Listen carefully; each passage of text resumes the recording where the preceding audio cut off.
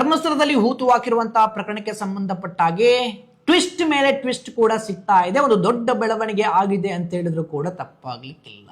ಅಂತ ಹೇಳಿದ್ರೆ ನಿಮ್ಗೆಲ್ಲರಿಗೂ ಕೂಡ ಗೊತ್ತಿದೆ, SIT ಅವರು ಬೆಳ್ತಂಗಡಿ ಕೋರ್ಟ್ಗೆ ಕಂಪ್ಲೇಂಟ್ ರಿಪೋರ್ಟ್ ಅನ್ನು ಕೂಡ ಸಬ್ಮಿಟ್ ಮಾಡಿದ್ರು. ಇದನ್ನು ಯಾರಿಗೂ ಕೊಡಬಾರ್ದು ಅನ್ನುವಂತ ವಿಚಾರದಲ್ಲೂ ಕೂಡ ಹೇಳಿದ್ರು. ಆದ್ರೆ ಹಿರಿಯ ವಕೀಲರಾದಂತಹ ದೊರೆರಾಜುರವರು ಬ್ಯಾಂಗ್ಳೂರ್ನಿಂದ ಬೆಳ್ತಂಗಡಿ ಕೋರ್ಟ್ಗೆ ಬಂದು ಆರ್ಗ್ಯುಮೆಂಟ್ ಮಾಡಿದ ನಂತರ ಬೆಳ್ತಂಗಡಿ ಕೋರ್ಟ್ ಕೂಡ ಒಪ್ಪಿಕೊಳ್ಳುತ್ತೆ, ಈ ವರದಿಯನ್ನು ನಿಮಗೆ ಕೊಡ್ತೀವಿ ಅನ್ನುವಂತಹ ವಿಚಾರದಲ್ಲಿ. ನಂತರದಲ್ಲಿ ಜಯಂತ್ ಚುಚ್ಚಿ ಅವರಿಗೆ 1,000 ಪುಟಗಳ ವರದಿಯನ್ನು ಕೂಡ ಬೆಳ್ತಂಗಡಿ ಕೋರ್ಟ್ ಕೊಟ್ಟಿರುವಂತದ್ದು ನಿಮ್ಗೆಲ್ರಿಗೂ ಕೂಡ ಗೊತ್ತಿದೆ. ಆ ವರದಿಯಲ್ಲಿ ಏನೇನೆಲ್ಲ ಇದೆ ಅನ್ನುವಂತಹ ವಿಚಾರದಲ್ಲಿ ಒಂದಷ್ಟು ಮಾಧ್ಯಮಗಳಲ್ಲಿ ದೊರೆರಾಜುರವರು ಎಕ್ಸ್ಪ್ಲೈನ್ ಮಾಡಿದ್ದಾರೆ. ಅಂತ ಹೇಳಿದ್ರೆ ಈವರೆಗೆ SIT ರಚನೆ ಆದ ನಂತರ ಏನೇನೆಲ್ಲ ತನಿಖೆ ಮಾಡಿದ್ರು, ಯಾರ್ಯಾರ ಹೇಳಿಕೆಯನ್ನೆಲ್ಲ ತಗೊಂಡ್ರು, ಎಷ್ಟು ಕಡೆಯಲ್ಲಿ ಬಾಡಿ ಸಿಕ್ಕಿದೆ ಅನ್ನುವಂತ ವಿಚಾರದಲ್ಲಿ ಎಲ್ಲವನ್ನು ಬರೆದು 3,900 ಸಮಥಿಂಗ್ ಪೇಜ್ ಏನೋ ಮಾಡಿ SIT ರವರು ಬೆಳ್ತಂಗಡಿ ಕೋರ್ಟ್ಗೆ ಸಬ್ಮಿಟ್ ಮಾಡಿರುವಂತ. ಅದರಲ್ಲಿ ಬೇಕಾದಂತಹ ಡಾಕ್ಯುಮೆಂಟ್ಸ್ ಏನು ಇಂಪಾರ್ಟೆನ್ಸ್ ಇದೆ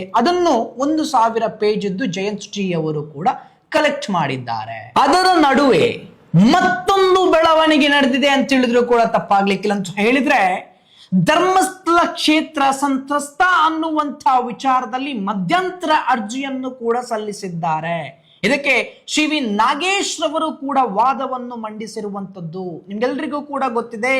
ದರ್ಶನ್ ಪ್ರಕರಣದಲ್ಲಿ ದರ್ಶನ್ ಪರವಾಗಿ ಹೈಕೋರ್ಟ್ ಅಲ್ಲಿ ವಾದವನ್ನು ಮಂಡಿಸಿದಂತಹ CV ನಾಗೇಶ್ ರವರು ಧರ್ಮಸ್ಥಳ ಸಂತ್ರಸ್ತ ಅನ್ನುವಂತಹ ವಿಚಾರದಲ್ಲಿ ವಾದವನ್ನು ಕೂಡ ಮಂಡಿಸಿರುವಂತದ್ದು ಬೆಳ್ತಂಗಡಿ ಕೋರ್ಟ್ ಅಲ್ಲಿ. ಅಂದ್ರೆ ಇಲ್ಲಿ ನಾವೆಲ್ಲರೂ ಕೂಡ ಅಬ್ಸರ್ವ್ ಮಾಡಬೇಕು, ಧರ್ಮಸ್ಥಳ ಸಂತ್ರಸ್ತ ಹೇಗೆ ಆಗುತ್ತೆ ಅನ್ನುವಂತ ಪ್ರಶ್ನೆ ಕೂಡ ಮೂಡುವಂತದ್ದು. ಯಾಕಂತ ಹೇಳಿದ್ರೆ ಧರ್ಮಸ್ಥಳದ ಮೇಲೆ ಪಿತೂರಿ ಏನು ನಡೆದಿಲ್ಲ, ಅದು SITಗೂ ಪ್ರೂವ್ ಆಗಿಲ್ಲ.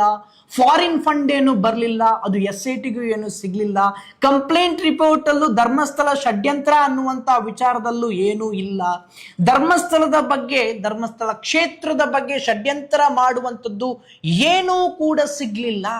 ಸೊ ಹಾಗಿರ್ಬೇಕಾದ್ರೆ ಧರ್ಮಸ್ಥಳ ಅನ್ನುವಂಥದ್ದು, ಕ್ಷೇತ್ರ ಅನ್ನುವಂಥದ್ದು ಹೇಗೆ ಸಂತ್ರಸ್ತೆ ಆಗುತ್ತೆ ಅನ್ನುವಂತಹ ಪ್ರಶ್ನೆ ಕೂಡ ಮೂಡುವಂಥದ್ದು.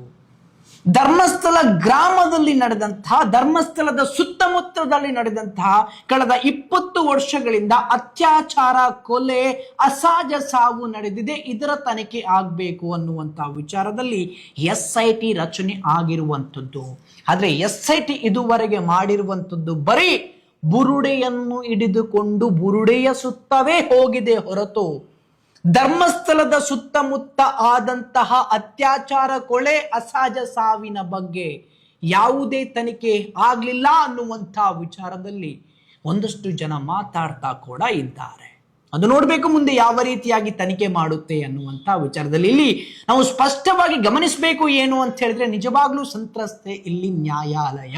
ಯಾಕೆಂತ ಹೇಳಿದ್ರೆ ಚಿನ್ನಯ್ಯ ನ್ಯಾಯಾಲಯದ ಎದುರುಗಡೆನೆ 183 ಸ್ಟೇಟ್ಮೆಂಟ್ ಕೊಡಬೇಕಾದ್ರೆ ಸುಳ್ಳು ಹೇಳಿದ್ದಾನೆ. ಹಾಗಾಗಿ ನ್ಯಾಯಾಲಯಕ್ಕೂ ಕೂಡ ಮೋಸ ಮಾಡಿದ್ದಾನೆ ಚಿನ್ನಯ್ಯ. ಹೀಗಿರ್ಬೇಕಾದ್ರೆ ಯಾರು ಇಲ್ಲಿ ಸಂತ್ರಸ್ತರು? ಧರ್ಮಸ್ಥಳ ಕ್ಷೇತ್ರದ ಬಗ್ಗೆ ಪಿತೂರಿ ಆಗಿರ್ಬೋದು, ಷಡ್ಯಂತ್ರ ಆಗಿರ್ಬೋದು, ಧರ್ಮಸ್ಥಳ ಕ್ಷೇತ್ರದ ಬಗ್ಗೆ ಯಾವುದೇ ಎವಿಡೆನ್ಸ್ ಯಾರಿಗೂ ಸಿಗ್ಲಿಲ್ಲ, SIT ಅವರಿಗೂ ಸಿಗ್ಲಿಲ್ಲ. ಹಾಗಿರ್ಬೇಕಾದ್ರೆ ಯಾವ ರೀತಿ ಸಂತ್ರಸ್ತೆ ಆಗುತ್ತೆ ಅನ್ನುವಂತಹ ವಿಚಾರದಲ್ಲೂ ಕೂಡ ಕಾದು ನೋಡಬೇಕಾಗಿದೆ. ಸದ್ಯಕ್ಕೆ ಈ ಪ್ರಕರಣವನ್ನು 3 ತಾರೀಕಿಗೆ ಮುಂದೂಡಲಾಗಿದೆ. ಅಂದ್ರೆ SIT ಅವರು ಕೋರ್ಟ್ಗೆ ಅರ್ಜಿಯನ್ನು ಕೂಡ ಸಲ್ಲಿಸಿದ್ರು. ಮುಂದೆ ಯಾವ ರೀತಿ ತನಿಖೆ ಮಾಡಬೇಕು ಅನ್ನುವಂತ ವಿಚಾರದಲ್ಲಿ ಒಂದು ವೇಳೆ ಪ್ರೈವೇಟ್ ಕಂಪ್ಲೇಂಟ್ ಅನ್ನೇ ದಾಖಲು ಮಾಡಬೇಕಾ ಅಥವಾ SIT ಅವರು ಮುಂದುವರಿಸಬಹುದಾ ಅನ್ನುವಂತ ವಿಚಾರದಲ್ಲಿ ನ್ಯಾಯಾಲಯ ಡಿಸೈಡ್ ಮಾಡುತ್ತೆ.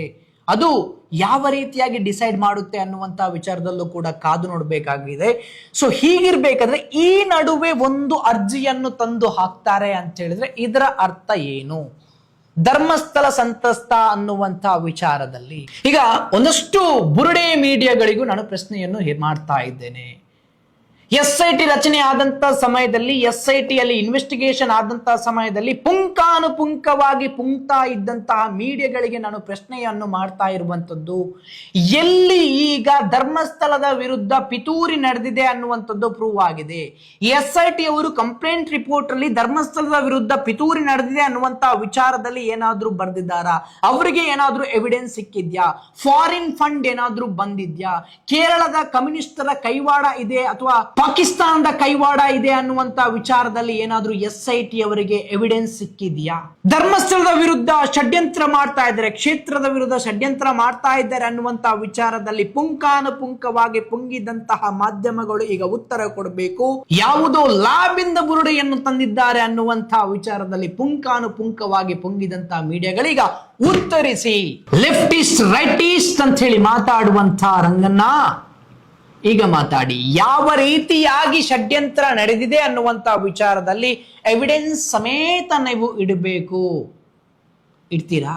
ಹಾಗಾದ್ರೆ 20 ವರ್ಷದಿಂದ ನಡೆದಂತ ಒಂದಷ್ಟು ಕೊಲೆಗಳು, ಅಸಹಜ ಸಾವುಗಳು, ಅದು ಏನು, ಅದರ ಇನ್ವೆಸ್ಟಿಗೇಷನ್ ಬಗ್ಗೆ ನೀವು ಪ್ರೆಷರ್ ಹಾಕ್ಬೇಕಲ್ವಾ ಬುರುಡೆ ಮೀಡಿಯಾಗಳೇ?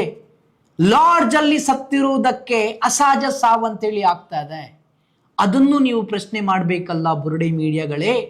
ಮಾಡಿ ಪ್ರಶ್ನೆ, ಇದಕ್ಕೆ ಕನ್ಕ್ಲೂಷನ್ ಕೊಡಿ. ಸೌಜನ್ಯ, ವೇದವಲ್ಲಿ, ಪದ್ಮಲತಾ, ಆನೆ ಮಾವುತ, ಇದನ್ನು ಕೊಂದವರು ಯಾರು ಅನ್ನುವಂತ ವಿಚಾರದಲ್ಲಿ ಪ್ರಶ್ನೆಯನ್ನು ಮಾಡಿ.